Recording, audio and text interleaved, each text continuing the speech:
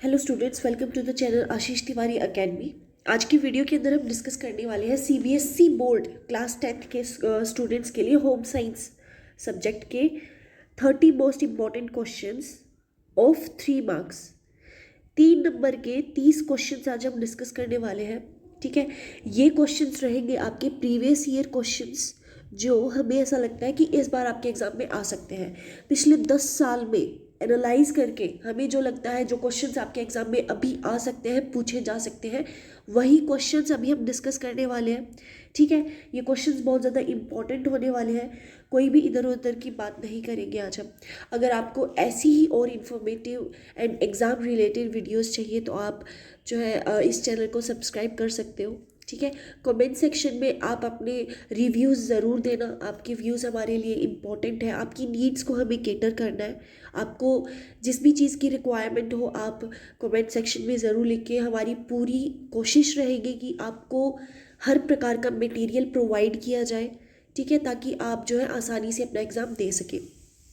अपने डाउट्स को, अपनी प्रॉब्लम्स को आप ज़रूर लिखो। आपकी सभी नीड्स को हम कंप्लीट करेंगे। ठीक है, वीडियो बहुत अच्छा और ज़रूरी रहने वाला है। ठीक है, और मैं पूजा आपको ये वीडियो आगे करवाने वाली हूँ। तो लेट्स स्टार्ट। बिना टाइम वेस्ट किए हुए हम स्टार्ट करते हैं। ठीक है, 3 मार्क्स के क्वेश्चन आज हम डिस्कस करने वाले हैं। या हियर इट कम्स। हाँ जी, 1 नंबर के question, 1 marks question and 2 marks question मैं ऑलरेडी करवा चुकी हूँ। उनकी वीडियो अपलोड कर दी गई है। इतना आसान सब्जेक्ट है, मुझे लगता है एक बार अगर आप इन वीडियोस को देख लोगे तो दोबारा देखने की ज़रूरत नहीं पड़ेगी। आपके डेली रूटीन, हाइजीन्स वगैरह का ही ये सब्जेक्ट है। बस कुछ फुल फॉर्म्स हैं जो आपको अच्छे से याद रखनी होंगी। ठीक है, हाँ जी, कुछ कंपनीज़ हैं जिनके बारे में आपको पता होना चाहिए, जिनकी फुल फॉर्म अगर आपको अच्छे से पता है तो आपके लिए ये सब्जेक्ट और भी ज़्यादा आसान हो जाएगा। ठीक है, हाँ जी, तो ये फर्स्ट क्वेश्चन है, state 3 differences between active and passive play. ठीक है, 3 डिफरेंसेस एक्टिव और पैसिव प्ले में क्या होता है। एक्टिव प्ले क्या होता है?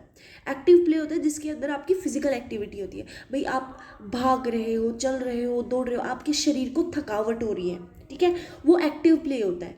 ठीक है, और एक्टिव प्ले क्यों करता है? ये आपकी सेहत के लिए और आपकी मेंटल हेल्थ, ओवरऑल बॉडी के लिए ये बहुत अच्छा होता है। ठीक है, जबकि पैसिव गेम्स का हेल्थ के ऊपर कोई असर नहीं है। अच्छा तो बिल्कुल नहीं करता है, खराब तो वो तो डिपेंड करता है कि आप किस प्रकार का पैसिव प्ले खेल रहे हो। ठीक है, examples of active play or running, kabaddi, football, while passive game के एग्जाम्पल्स होते हैं चेस, कैरम एंड लूडो। ठीक है, हाँ जी, Maya has a 6 month old son. Maya का 6 महीने का बच्चा है। Explain to her how play stimulates mental development. आपको क्या बताना है कि भाई प्ले करने से कैसे बच्चे की दिमागी जो हालत है वो अच्छी होती है। ठीक है, suggest 2 toys for a 6 month old baby. 6 महीने के बच्चे के लिए कौन से ऐसे 2 खिलौने हैं जो उसके लिए बहुत अच्छे रहते हैं। Play stimulates mental health development in the following ways. Through play, the child learns to recognize, remember and understand things. बच्चा जो है चीज़ों को देखना, परखना और समझना स्टार्ट करता है। ठीक है, आपने देखा होगा दैट जब छोटे से बच्चे को वो एक अरेंजिंग वाला खिलौना नहीं होता, वहाँ पे कुछ ऐसे इस टाइप के कुछ ऐसे आते हैं कि उनके ऊपर ढक्कन उन्हें अंदर डालना होता है। तो पहले बेबीज़ क्या करेंगे, कभी ये पहले लेंगे फिर उसके अंदर ये डालेंगे। ठीक है, कभी ये लेंगे फिर उसके अंदर ये डालेंगे। ठीक है, तो लेकिन वो धीरे धीरे क्या करते हैं, वो धीरे धीरे सीखना स्टार्ट करते हैं कि पहला स्टेप ये है, फिर उसके अंदर ये डलेगा, फिर उसके अंदर ये डलेगा, फिर उसके अंदर ये डलेगा। ठीक है, तो ये चीज़ें बच्चे रिकग्नाइज करना सीखते हैं। एक नॉर्मल सा एग्जाम्पल है, अगर उसको कोई टॉय दे दिया और वो चाबी से चलता है तो स्टार्टिंग में से तो नहीं पता होता उसे कि कैसे ये टॉय चलेगा, लेकिन फिर बाद में उसे पता चलता है अच्छा चाबी से घूमता ही है। फिर आप जब भी एक टॉय उस बच्चे को दोगे वो हमेशा उसे चाबी से चलाएगा, क्योंकि उसे पता चलेगा ये चाबी से चलता है। तो यही चीज़ है, यही कॉग्निटिव एबिलिटीज़ होती है जो उनकी क्यूरियोसिटी और इमेजिनेशन को बढ़ाती है। ठीक है, कॉग्निटिव एबिलिटीज़ ये आपने ज़रूर मेंशन करना है। देखो कुछ वर्ड्स होते हैं जिनका लिखना आपके लिए ज़रूरी है। ठीक है, आप नॉर्मल भाषा में आप कुछ भी लिखाओगे मार्क्स आपको मिल जाएंगे, लेकिन आप एक प्रॉपर आंसर तब लिखते हो जब आप उस साइंटिफिक टर्म को लिखते हो। साइंटिफिक टर्म है कॉग्निटिव एबिलिटीज़, ठीक है। प्ले स्टिमुलेट्स मेंटल डेवलपमेंट, ये वर्ड्स बहुत इंपॉर्टेंट है। दो खिलौने हैं, रैटलिंग टॉय, देखो जो रैटल करता है, and colours of balls. Starting में मैं आपको पिछली वाली वीडियोस के अंदर भी ये चीज़ बता चुकी हूँ। एक न्यूबॉर्न बेबी के ये जो सेंसेस है ये बहुत ज़्यादा स्ट्रॉन्ग होते हैं। कौन से सेंसेस? उसकी नोज, उसकी स्मेलिंग सेंस बहुत स्ट्रॉन्ग होती है, वो सूंघ के अपनी माँ को जान सकता है, ठीक है। एक सोया हुआ बच्चा जब रोता है, सोते सोते कुछ बच्चे रोते हैं, जैसे उनकी मम्मी उनके पास आती है वो चुप हो जाते हैं। उन्हें कैसे पता लगता है वो उसकी माँ है? स्मेलिंग से, वो अपनी मदर की स्मेल से बहुत ज़्यादा फेमिलियर होता है। दूसरा, हार्ट बीट से, एक बच्चा अपनी माँ की हार्ट बीट बहुत अच्छे से पहचानता है, ठीक है। एंड आइज़, एक बच्चे को कलरफुल चीज़ें बहुत ज़्यादा पसंद होती है क्योंकि वो स्टिमुलेट करता है उनकी आइज़ को, ठीक है। हाँ जी, discuss 3 advantages of time planning using examples. Time planning के क्या वो है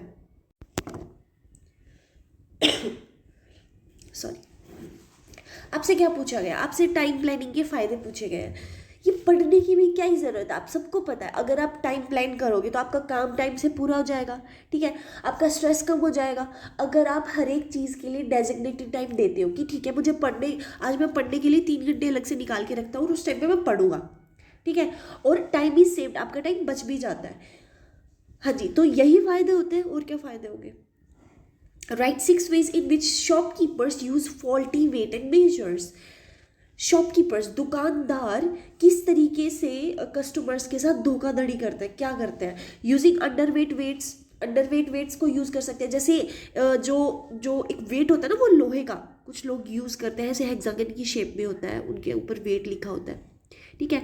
दिखाया हुआ होता है कि ये 1 kg का है, लेकिन असलियत में वो कितना होता है? 800 ग्राम्स, यानी कि आपके साथ 200 ग्राम का घोटाला हो रहा है, ठीक है। Not balancing the scales properly, scale कुछ लोगों के पास देखो एक ऐसा सुई का कुछ होता है वो मेजर करने वाला, कि एक तरफ तो वो 1 किलो का ये रखते हैं, 1 kg का वेट रखते हैं, और दूसरी तरफ आपने जो भी, फॉर एग्जांपल आपने राइस लिया है, ठीक है, यहाँ पे वो चावल रखेंगे, तो एक बार को मान के चल रहे थे कि ये प्रॉपर 1 kg का ही है, लेकिन वो जो सुई है जब वो बीच में आती है तब वो बैलेंस होता है, राइट, कि भाई अब दोनों बराबर है। लेकिन वो लोग क्या करते हैं, वो कभी सुई को यहाँ पर बिल्कुल इतना करते हैं कि कस्टमर तो ध्यान देता नहीं है, और यहाँ से कुछ फर्क आ जाता है 100 से 200 ग्राम का, ठीक है। तो वो ऐसे भी कर सकते हैं। Tampering the electronic weighing machines को वो टेम्पर कर सकते हैं, नीचे मैग्नेट लगा सकते हैं, तो उससे वेट ज़्यादा दिखेगा जबकि एक्चुअल में कम होता है। हाइडिंग पेपर और thread in one pan of a scale, giving less quantity of goods than the correct measure, कम क्वांटिटी दे दो, वही बात है, उसी को तोड़ मोड़ के बताया हुआ है। Using old and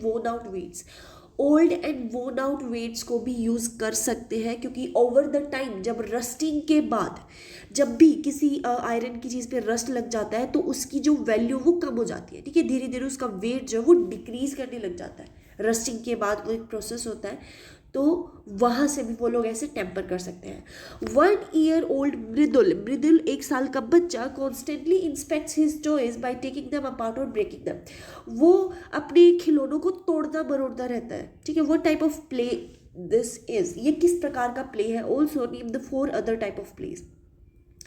1 year old Mridul inspection of his toys by taking them apart or breaking them is called exploration play, exploratory play। Explore करना, यानी कि क्यूरियस है वो बच्चा, उसके अंदर बहुत ज़्यादा जानने की उत्सुकता है कि ये खिलौना कैसे बना, क्या क्या इसके अंदर लगाया गया जिससे ये बना है, ये असेंबल किस चीज़ से हुआ है, अगर इसको तोड़ दूँ दोबारा जोड़ के देखूँ तो क्या करना पड़ेगा, ठीक है। इस टाइप की curiosity, because in this type of play the child tries to learn about objects by touching and disassembling them, वो छू के डिसेंबल करके चीज़ों के बारे में पता करना चाहता है, ठीक है। और कौन कौन से टाइप होते हैं? फंक्शनल प्ले, ठीक है, कंस्ट्रक्टिव चीज़ों को बनाना, ठीक है, कुछ नया बनाना। बच्चे क्या करते हैं, खिलौना तोड़ दिया और उसी से कुछ नया बना दिया। इमेजिनेटिव प्ले, कुछ इमेजिन करते हैं कि आपने देखा होगा, ठीक है, कुछ छोटे छोटे बच्चों के पास अलग ही टाइप के खेल होते हैं। हाँ जी, ग्रुप के साथ वो प्लेइंग करते हैं। Adolescence is a period of stress and storm. Justify this statement with 3 points. Adolescent कौन सी एज होती है? आपकी प्यूबिक एज होती है, जहाँ पर आप बॉडीली मेच्योर होना शुरू करते हो, ठीक है, आपका शरीर मेच्योर होता है, उस टाइम पे स्टार्ट होना मेच्योर होना शुरू हो जाता है। Justification of this statement, adolescent is a period of stress and storm, 3 points है। Rapid physical and hormonal changes, आपके हार्मोन्स चेंजेस होते हैं, शरीर के अंदर बदलाव आता है, ठीक है, हाँ जी। During this stage making adolescent emotionally unstable, emotionally ये अनस्टेबल होता है, ज़रूरी नहीं है, ठीक है, बहुत सारी ऐसी भी जगह है जहाँ पर इमोशनली अनस्टेबल नहीं होते हैं, ये एक चेंज है जो नॉर्मली देखा गया है, but this is not so normal.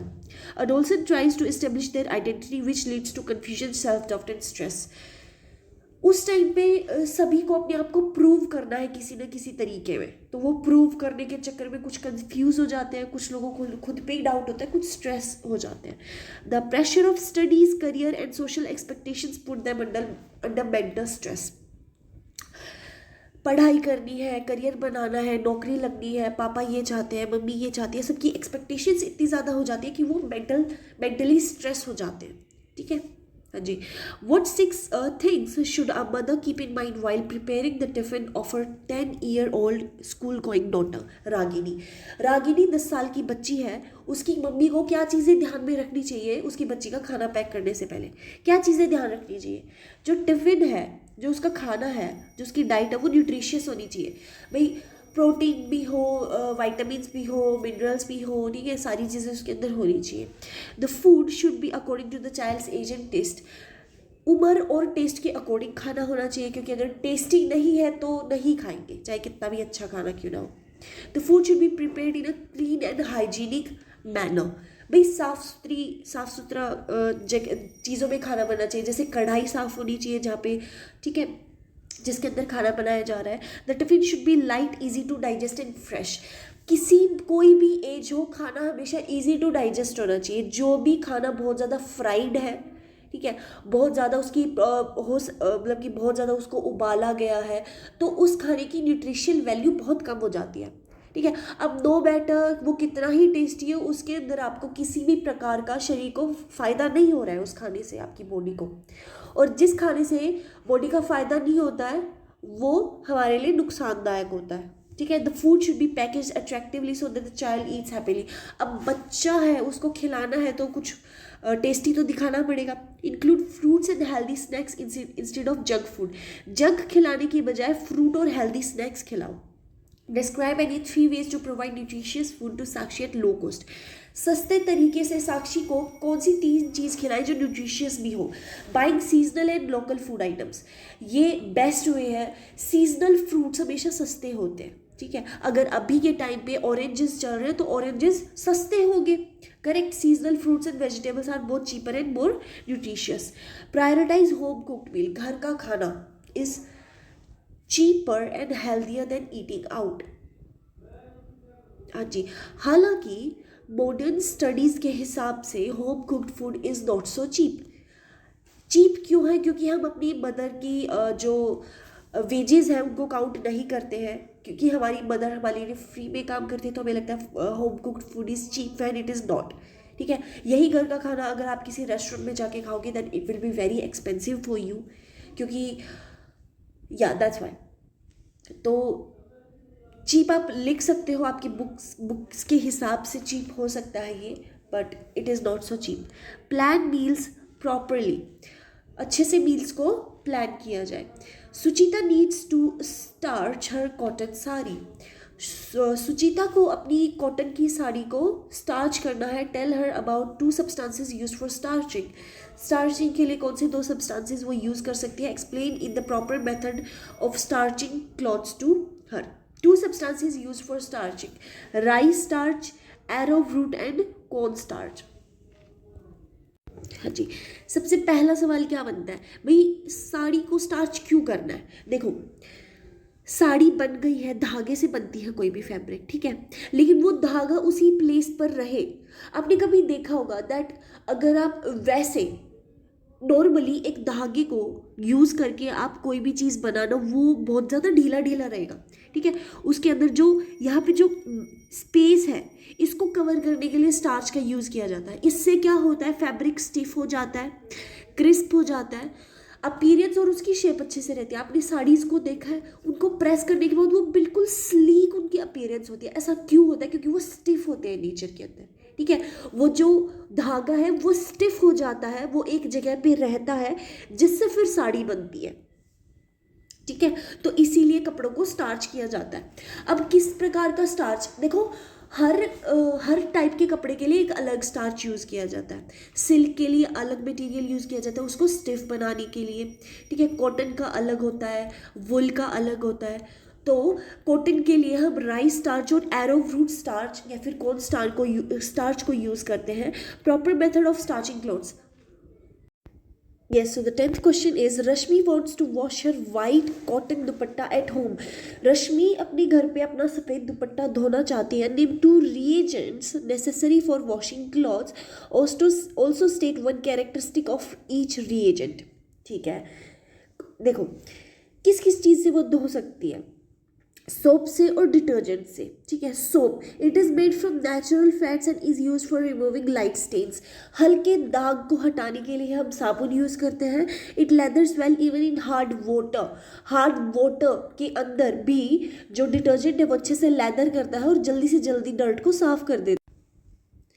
हाँ जी, और उसके लिए सबसे ज़्यादा ज़रूरी जानना यह है कि हार्ड वाटर होता क्या है। देखो, हार्ड वाटर वो होता है जिसके अंदर डिजोल्व सोल्ट्स होते हैं। किस चीज़ के? कैल्शियम के, मैग्नीशियम के, और ये आसानी से इसका झाग नहीं बनता है, ठीक है। आपने देखा होगा कि कभी कभी क्या होता है कि कुछ जो साबुन होते हैं वो आसानी से उनका झाग नहीं निकलता है। क्यों? क्योंकि हार्ड वाटर के अंदर ऑलरेडी सॉल्ट प्रेजेंट होते हैं, dissolve salts of calcium and magnesium, जिसकी वजह से फोम यानी कि जो झाग है वो बनना काफ़ी मुश्किल हो जाता है, ठीक है। तो हार्ड वाटर क्या होते हैं? Dissolved salts of calcium and magnesium, ठीक है, ये जानना ज़रूरी है। हाँ जी, meal planning is influenced by the age, occupation and gender of family members. Explain with a suitable example. Meal जो है, खाना जो है वो इन्फ्लुएंस होता है, यानी कि उसका जो खाना जो बनता है वो इंसान की एज, ऑक्यूपेशन और जेंडर के हिसाब से बनता है। एक्सप्लेन करो, ठीक है, भी एक्सप्लेन कर देते हैं। अकॉर्डिंग टू एज, बच्चों को सबसे ज़्यादा क्या चाहिए होता है? बच्चों को दूध चाहिए होता है, फ्रूट चाहिए होता है, protein rich food which elderly people are given light and easily digestible food. देखो, बच्चों को हैवी खाना चाहिए, जैसे कि दूध है, milk.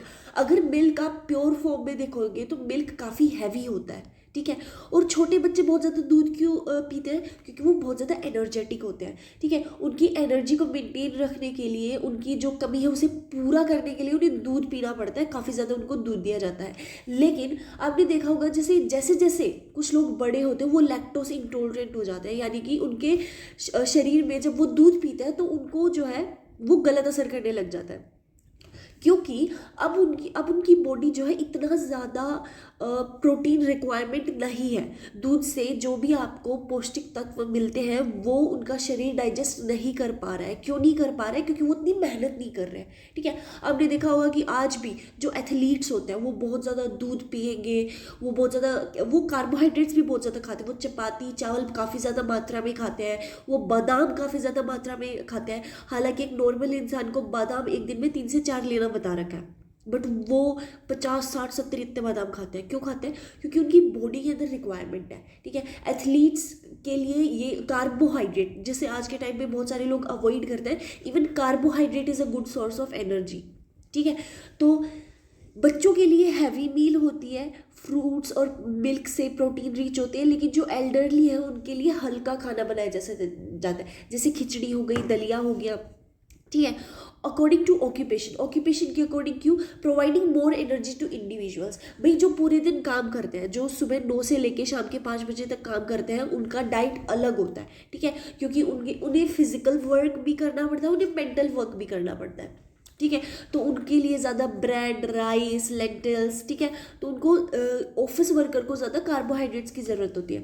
Gender, main generally require more energy. मैंने पिछली वीडियो में भी 2 मार्क्स वाली वीडियो के अंदर समझाया था कि man are naturally more stronger than women, ठीक है।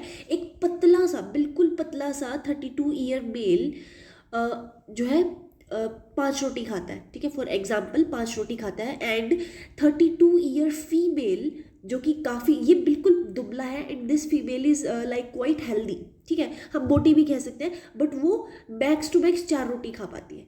क्यों? Because man are generally their natural body disposition is more stronger than women, ठीक है। तो उनको ज़्यादा रिक्वायरमेंट होती है इन चीज़ों की, और वुमेन को भी चाहिए होती है ज़्यादा चीज़ें, लेकिन वो क्या चाहिएगा, उनको आयरन एंड कैल्शियम चाहिए होता है, उनकी बॉडी की अलग रिक्वायरमेंट होती है, ठीक है। क्या खाना चाहिए? ग्रीन, हरी सब्जियाँ, ये फर्क नहीं पड़ता मैन है वुमेन है, हरी सब्जियां सबको खानी चाहिए। जैगरी फॉर वुमेन, वुमेन को गुड़ ज़्यादा खाना चाहिए, high energy food for men, ठीक है। Suggest the proper way for Rama to wash her silk sari at home. Rama अपने घर पे सिल्क की साड़ी धोना चाहती है। What for precautions should she keep in mind while storing the sari. Sari को स्टोर करते वक्त उसको कौन सी चीज़ ध्यान में रखनी पड़ेगी? Proper way to wash a silk sari. A silk sari should always be washed separately in lukewarm or cold water. Sari को हमेशा lukewarm या फिर cold water के अंदर जो है धोना चाहिए, ठीक है। Okay, use a mild soap और सिल्क डिटर्जेंट, डू नॉट रब और wring द साड़ी। देखो, आपने नोटिस किया होगा जो सिल्क है वो बहुत जल्दी उसके अंदर सिलवटें पड़ने लग जाती है, ठीक है, तो उसको ज़्यादा रंग नहीं कर सकते। और आपने देखा होगा कि सिल्क को कभी निचोड़ा नहीं जाता है, ठीक है। Clean it by gently pressing it, उसको जेंटली प्रेस करके क्लीन किया जाता है। After washing it, dry it in the shade and iron it lightly, और उसको लाइटली आयरन भी करना पड़ता है, क्योंकि अगर आप उस पर हार्ड, मतलब काफ़ी ज़्यादा तेज आंच पर उसको रखेंगे तो वो कपड़ा जल भी सकता है, ठीक है। फॉर प्रिकॉशंस, क्या प्रिकॉशंस लेना चाहिए? Store the sari only after it's completely dry. पूरे अच्छे तरीके से सूखने के बाद आपने उसे स्टोर करना है। Keep it away from moisture and sunlight, धूप से दूर रखना पड़ता है, और इसको एक कॉटन पेपर में यानी कि लपेट के अच्छे से पैक करके रखना पड़ता है। और जो है साड़ी को पीरियोडिकली, मतलब कि बाहर निकाल के उसको जो है हवा भी लगवानी होती है, ठीक है, क्योंकि सिल्क के अंदर सबसे ज़्यादा पॉसिबिलिटीज़ रहती है इंसेक्ट्स की, वो बहुत ज़्यादा अट्रैक्ट करता है, इसी वजह से उसका ख़राब होना, इसीलिए उसको पीरियोडिकली मतलब कि हवा लगानी पड़ती है। ये mother wants to starch her cotton sari, अभी थोड़ी देर पहले एक्सप्लेन किया था कि कॉटन साड़ी को क्यों स्टार्च किया जाता है। अगर आपने ध्यान से सुना होगा तो आपको पता होगा, और अगर आपने ध्यान से नहीं सुना है तो आप क्या कर रहे हो, ये आपको देखना चाहिए। Explain to her the method of making starch and how to apply it. अब हमें पता तो है कि स्टार्च क्यों करते हैं कॉटन साड़ी को, लेकिन वो कैसे करेंगे? Method of making starch for cotton sari. First, dissolve 1 to 2 spoon of rice starch और एरोरूट इन कोल्ड वाटर। सबसे पहले ठंडे पानी के अंदर उसको 1 से 2 राइस स्टार्च को या फिर एरोरूट स्टार्च को मिलाओ, अच्छे से उसको जो है मिक्स कर लो, कोई भी लम्प वगैरह नहीं, कोई भी गांठ वगैरह नहीं रहनी चाहिए। Then cook this solution over low heat, मंदी आंच पर, कम आंच पर उसको अच्छे से हीट करो until it become slightly thick and transparent, जब तक वो थिक, मोटा ना हो जाए और ट्रांसपेरेंट ना हो जाए। ट्रांसपेरेंट का मतलब है कि जब आप किसी चीज़ से सी थ्रू कर सको, देख सको, जैसे ग्लास है, ठीक है, ग्लास ट्रांसपेरेंट होता है, लेकिन क्या कपड़े, क्लोथ्स क्या ट्रांसपेरेंट होते हैं? नहीं, ज़्यादातर नहीं होते हैं, ठीक है। ट्रांसपेरेंट का मतलब होता है जिन चीज़ों के आप आर पार देख सको। ओपेक वो ऑब्जेक्ट्स होते हैं जिनके आर पार आप नहीं देख सकते हो, जैसे वॉल, दीवार की उस तरफ क्या हो रहा है आप नहीं देख सकते हो, right, then wall is a yes. Method of applying starch, wash the sari first, पहले साड़ी को धोना है आपने, उसको हल्का गीला रखना है, बिल्कुल वैसा नहीं कि पानी ही टपक रहा है, हल्का गीला हो कि वो थोड़ी सी डैम्प हो। Now dip the sari in the prepared starch solution and spread it well so that the starch is applied evenly. अब उसको उसके अंदर डालो और फिर साड़ी को फैला दो ताकि सभी पोर्शन पे इक्वली वो स्टार्च लग सके। Then gently wring the sari and dry it in the shade, अच्छे से उसको निचोड़ के फिर सुखा दो। After drying, iron it and moderately hot iron. As a consumer, you must have faced many problems. Discuss any 3 problems in details. आप एक कस्टमर हो, आपको बहुत सारी दिक्कतें आती होंगी सामान खरीदने में, ठीक है। सॉरी। सबसे पहली दिक्कत क्या आती है? रिसीविंग अडल्ट्रेटेड गुड्स, भाई मिलावट का सामान, ठीक है, मिलावट, आपको क्या पता कि इस चीज़ में मिलावट है नहीं, और क्योंकि हम इंडिया में रहते हैं तो मोर देन 80% थिंग्स आर मिलावट की चीज़ें, अगर वो आपके घर पे खुद की बनी हुई नहीं है। जैसे आटा है, जो भी लोग जो है आप आटा पिसवा के लाते होंगे, राइट? आपको क्या पता चक्की वाला उसके वो जो आपने आटा दिया है वही दे रहा है, या फिर उसके अंदर उसने कुछ मिलाया है। वो कहीं आपसे गेहूँ, आपके गेहूँ साइड में रख के क्या पता वो उसके अंदर कॉर्न स्टार्च, कॉर्न का वो आटा मिला दे रहा हो, ठीक है? ऐसा भी तो हो सकता है। तो आजकल हर चीज़ में मिलावट होती है, तो अडल्ट्रेट गुड्स मिलना बहुत ही ज़्यादा मतलब नॉर्मल है। Receiving short weight on measures, भाई दुकानदार क्या पता हमारे साथ धोखाधड़ी कर रहा हो, ठीक है? क्या पता हमें 500 ग्राम हमने पे किया है और उसकी जगह वो हमसे सिर्फ 450 ग्राम ही दे रहा हो हमने कोई भी चीज़, ठीक है? Receiving poor quality foods, poor quality खाना मिल रहा है, लाइक ये तो नॉर्मल ही चीज़ है, ठीक है? Give 6 examples of unhygienic habits of a cook. Unhygienic habits क्या होती है भाई? वो हाथ ना धोए, गंदे गंदे हाथों से कुछ भी आपको पका के देते हैं। बर्तन साफ ना रखे, बर्तन के अंदर कॉकरोच घूम रहे हैं, उसी के अंदर आपको खाना पका के दे दिया गया है। Cooking with loose hair, sorry, खाना बनाते वक्त उन्होंने अपने बाल टाई करके नहीं रखे हैं, कैप नहीं डाला है गंदे बालों के साथ, अब वो बाल आपके खाने में गिरेंगे, and that is also unhygienic for you, ठीक है? Having long and unclean finger nails, लंबे लंबे गंदे गंदे काले काले नाखून होना। Wiping hands on the cloth और एप्रन वाइल हैंडलिंग फूड, खाना हैंडल करते वक्त एप्रन के ऊपर हाथ पूछ देना, वाइट एप्रन के ऊपर। कुकिंग नियर गार्बेज और डर्ट, गंदगी के आसपास खाना पकाना, ठीक है? ये कुछ चीज़ें होती हैं जो अनहाइजीनिक होती हैं। Which 6 areas of kitchen should be cleaned every week, हर हफ्ते कौन सी 6 ऐसी जगह हैं जो किचन की हमेशा आपको साफ करनी चाहिए।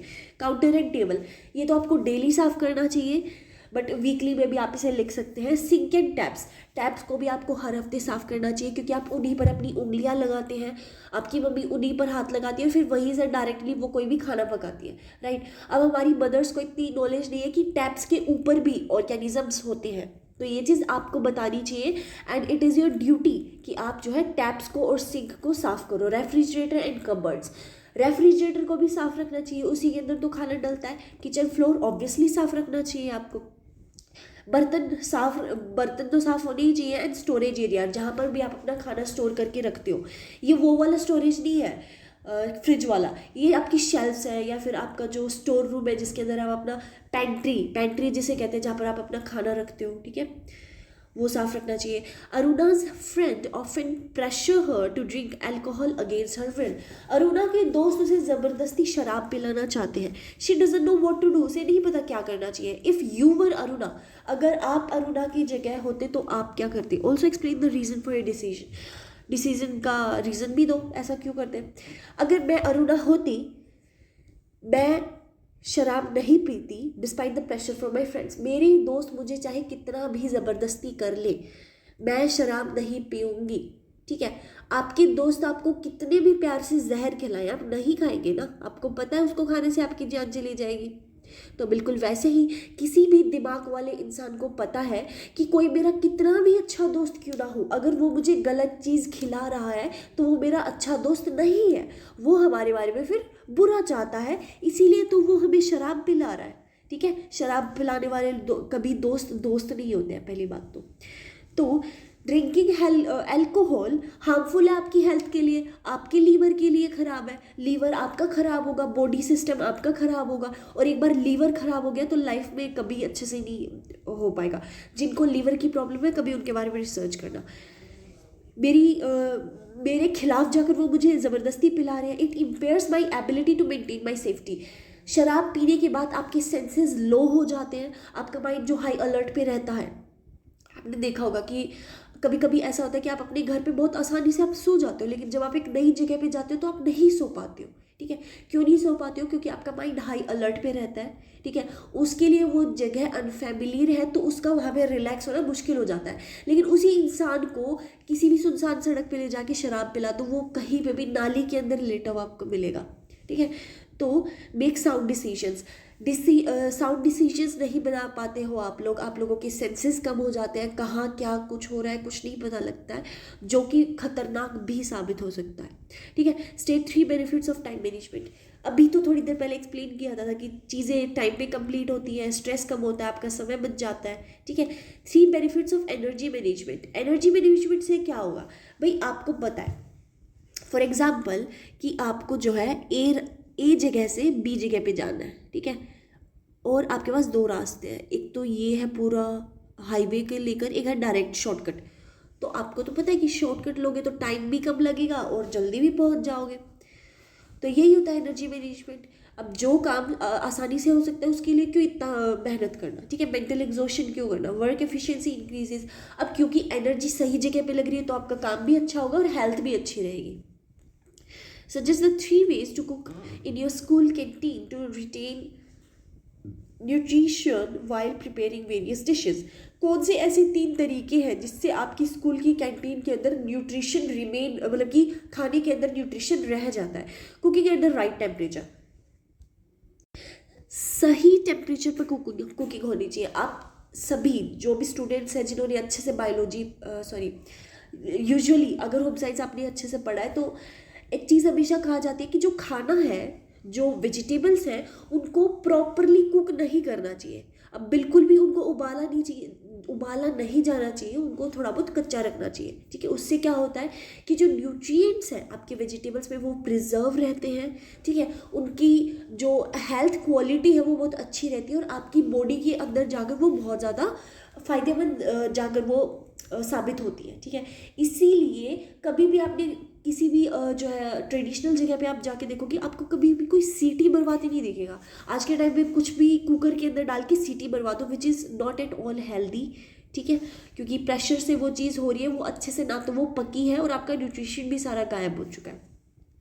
तो कम धीमी आंच पर किसी भी चीज़ को आप पकाओगे और उसको थोड़ा सा कच्चा रखोगे तो वो जो है बहुत ज़्यादा हेल्दी खाना होता है। Cooking food with less water, excess water can cause vitamins and minerals to dissolve and be lost. कम पानी के अंदर सब्जियों को उबालना चाहिए, क्योंकि अगर ज़्यादा पानी डालोगे तो वाइटामिन्स और मिनरल्स डिजॉल्व हो जाएंगे और फिर वो गायब हो जाएंगे। Using fresh and appropriate ingredients, fresh चीज़ें, फ्रेश फल और सब्जियां यूज़ करनी चाहिए। What are the 3 major cognitive changes that occur in children during the transition from early childhood to middle childhood. ये क्वेश्चन 1 मार्क क्वेश्चन में भी आ चुका है, 2 मार्क्स क्वेश्चन में भी आ चुका है, 3 मार्क्स क्वेश्चन में भी आ चुका है। एंड क्योंकि ये प्रीवियस ईयर्स में भी बार बार आ चुका है तो आपको पता है ये क्वेश्चन कितना इंपॉर्टेंट है, ठीक है। कॉग्निटिव चेंजेस क्या होता है, कॉग्निटिव एबिलिटीज़ क्या होती है। एक बच्चे का हाथ पैर हिलाना, उसकी बॉडी के अंदर जो है सेंसेस का अवेकन होना, उसकी सेंसेस जाग रही है। आपने देखा होगा छोटे बच्चे जो है गर्म चीज़ को मतलब कि टच करते ही हाथ वापस हटा लेते हैं, राइट। कॉग्निटिव एबिलिटीज़ पता हो रही है कि उसकी स्किन के लिए जो चीज़ उसको हेल्दी नहीं लग रही है वो वहाँ से रिएक्ट कर रहा है, ठीक है। तो ये चीज़ें होती हैं, हाँ जी। तो क्या क्या कॉग्निटिव चेंजेस आते हैं, इम्प्रूवमेंट इन लैंग्वेज स्किल्स, बच्चा बोलना सीखता है, ठीक है। वो पहले अपनी आवाज़ को पहचानता है, फिर आवाज़ से कुछ वर्ड्स बनाने की कोशिश करता है, फिर वो फाइनली वर्ड्स बोलने लगता है। वर्ड्स बोलने के बाद फिर वो सेंटेंसेस बोलने लगता है, ठीक है। प्रॉब्लम सॉल्विंग एबिलिटी, बच्चों को प्रॉब्लम सॉल्विंग एबिलिटी पता लगती है, शू लेसेस कैसे बंद करने हैं, ठीक है। अगर उसे कुछ भी काम करना है, अगर उसे भूख लगी है तो वो बोलना सीखते हैं कि उन्हें भूख लगी है, right. Improved memory and attention span आप बढ़ता है। आपने देखा होगा बिल्कुल जो न्यूबॉर्न बेबीज होते हैं वो एक जगह पे ज़्यादा देर अपनी अटेंशन नहीं रखते हैं, ठीक है। एक इंसान को कुछ देर देखा फिर वो नेक्स्ट इंसान पे चले जाते हैं, उनका अटेंशन स्पैन बहुत छोटा होता है, ठीक है। वो एक चीज़ पे ज़्यादा देर तक फोकस नहीं रख पाते, लेकिन धीरे धीरे उनका अटेंशन स्पैन बढ़ता है, वो एक चीज़ को ध्यान से देखने की फिर वो कोशिश करते हैं, right. Any 3 differences in emotional development between early childhood and middle childhood. Emotional development क्या होती है, differences in emotional development between early childhood and middle childhood. Emotional control, in early childhood children cry and get angry easily, छोटे बच्चे बहुत जल्दी रोने लग जाते हैं, बहुत जल्दी गुस्सा भी करते हैं। While in middle childhood they are better able to, भाई धीरे धीरे टाइम के साथ वो भी अपनी इमोशनल चेंजेस को अच्छे से कंट्रोल करना लग जाते हैं। Social understanding, in early childhood children only connect emotionally with their family, अपनी फैमिली के साथ वो इमोशनली कनेक्टेड होते हैं क्योंकि वो उनके इर्द गिर्द सारे दिन रहते हैं। While middle childhood they begin to form emotional bond with friends and classmates, फिर वो क्लासमेट्स और फ्रेंड्स बनाना स्टार्ट करते हैं। सेल्फ अंडरस्टैंडिंग, छोटे बच्चों के अंदर सेल्फ कॉन्फिडेंस बहुत लो होता है, माँ बाप के ऊपर डिपेंडेंट रहते हैं और वो अपनी एबिलिटीज़ पे ज़्यादा भरोसा नहीं करते। लेकिन जैसे जैसे मिडिल चाइल्डहुड में आते हैं तो वो खुद की एबिलिटीज़ पे जो है ट्रस्ट करना स्टार्ट कर देते हैं। Your mother wants to preserve her silk sari for a long time, what 3 precautions would she take while storing the sari. आपकी मम्मी को अपनी सिल्क साड़ी काफ़ी लंबे समय तक प्रिजर्व करके रखनी है, बचा कर रखनी है। कौन सी उन्हें 3 प्रिकॉशंस करके रखनी चाहिए? Ensure the sari is completely dry, बिल्कुल ड्राई होनी चाहिए। मॉइस्चर और सनलाइट से उसे दूर रखें और साफ और क्लीन कपड़े के अंदर साड़ी को फोल्ड करके रखें। और एक और क्या हो सकती है कि साड़ी को टाइम टाइम पर उसको एयर लगवाना चाहिए। ठीक है, हमने थोड़ी देर पहले पढ़ा था ये question. The residents of a residential society have experienced that a fruit and vegetable vendor who comes to their area is cheating them. कुछ सोसाइटी के लोगों को पता लगा कि उनके वहाँ पे जो फल वाला और सब्जी वाला है वो उनके साथ धोखा कर रहा है। What 6 dishonest methods might he be using to cheat them? दोबारा से वही क्वेश्चन घुमा फिरा के पूछ रहे हैं। भाई क्या कर सकते हो? भाई कम वजन दे रहे होंगे, कुछ मिलावट वाली चीज़ें दे रहे होंगे, ठीक है, अच्छी क्वालिटी का खाना नहीं बेच रहे होंगे, बार्गेनिंग करने में चीटिंग कर रहे होंगे, ठीक है, टेम्परिंग द मेजरमेंट, 100 ग्राम का बोल के 80 ग्राम का चीज़ दे दिया, lying in advertisement, organic fresh बोलकर कुछ भी चिपका दिया उन्होंने।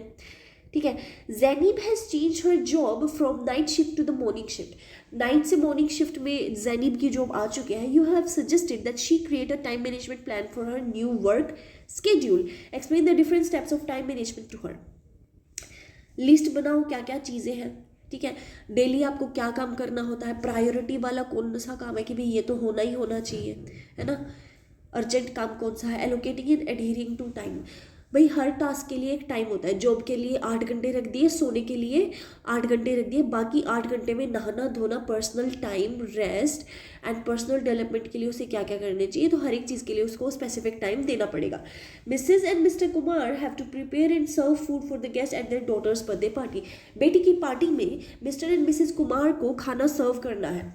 Suggest 3 ways they can simplify their work. अपने काम को कैसे आसान कर सकते हैं? Preparing similar dishes first. Snacks को और स्वीट्स को सभी जो भी बनाने हैं वो पहले से बना के रख दो। Ingredients and utensils in advance. एक जगह पे जो जो चीज़ें चाहिए उन सबको इकट्ठा करके रख दो। Dividing the work. Family members में काम बांट दो। पापा बर्तन धोएंगे, मम्मी जो है खाना बनाएगी, दादी खाना परोसेंगी, दादा टेबल सेट करेंगे, ठीक है, तो ऐसे काम जो है वो बांट सकते हैं। What is mean by stains? Name 5 categories of stain. 1 mark question में ये बहुत अच्छे से मैंने समझाया हुआ है, इसीलिए कह रहे हैं कि 1 mark questions, 2 mark questions, 3 marks questions. ये जो लिस्ट आपको दी गई है रिपीटेड क्वेश्चंस है, एक एक बार इन सभी वीडियोस को देख लोगे, कुछ दोबारा देखने की ज़रूरत नहीं पड़ेगी, सेम ही चीज़ें बार बार रिपीट हो रही है, ठीक है। एक दिन में एक वीडियो देखो, ध्यान से देखो बस, ठीक है, और वीडियो ख़त्म करने के बाद आराम से आप अपना जो भी आपको रेस्ट करना है, प्ले करना है करो, फिर 1 घंटे 2 घंटे बाद आओ दोबारा और बैठ के वो सारी चीज़ें नोट डाउन करो जो आपको याद है, ठीक है। वीडियो देखने से आपको कुछ भी याद नहीं रहता है, ठीक है।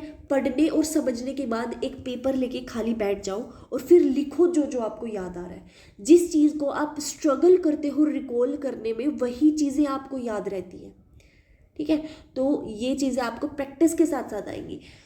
कभी कभी ऐसा होता है कि अभी अपने स्टडी टेबल पर बैठे बैठे आपको सब कुछ याद आ रहा होता है, लेकिन एग्जाम हॉल में बेंच पर जब आप बैठे होते हो आपको कुछ भी याद नहीं आ रहा होता है, ठीक है। तो ये आप कैसे कर सकते हो? पहले तो अपने पोजीशंस को चेंज करो। एक जगह पे हमेशा बैठ के मत पढ़ो, कभी टेरेस पर चले जाओ, ठीक है, कभी अपने घर की जो स्विंग है उस पर बैठ जाओ, कभी स्टडी टेबल पर बैठ के पढ़ लो, कभी लाइब्रेरी चले जाओ, कभी मम्मी पापा के कमरे में बैठ के पढ़ लो, ठीक है। ऐसे अलग अलग जगह पे पढ़ोगे तो आप फेमिलियर हो जाओगे कि आपकी सराउंडिंग तो फेमिलियर नहीं है, तो आपके ब्रेन को वहाँ से ट्रेनिंग मिलेगी और फिर वो हर अलग जगह पे भी आपको याद चीज़ें आने लगेंगी, ठीक है। तो कौन से वो 5 स्टेन्स होते हैं? हाँ जी, तो देखो सबसे पहले स्टेन को जो है आप उनके कलर, डर्ट, फूड, इस तरह के कुछ स्टेन्स होते हैं। कौन से हैं? एनिमल ऑयल स्टेन, प्लांट और ग्रीन लीफ स्टेन, मिनरल और सॉइल स्टेन, डाई और कलर स्टेन, फूड और beverage stains. List any 3 precautions to be taken while cleaning stains. Stains clean करते वक्त कौन से प्रिकॉशंस लेने चाहिए? Clean the stain quickly. Old stains are difficult to remove. जितनी जल्दी हो सके उतनी जल्दी स्टेन को रिमूव करो, दाग को। अभी के अभी दाग लगा है तो जल्दी से शर्ट निकालो और अच्छे से रिमूव कर लो।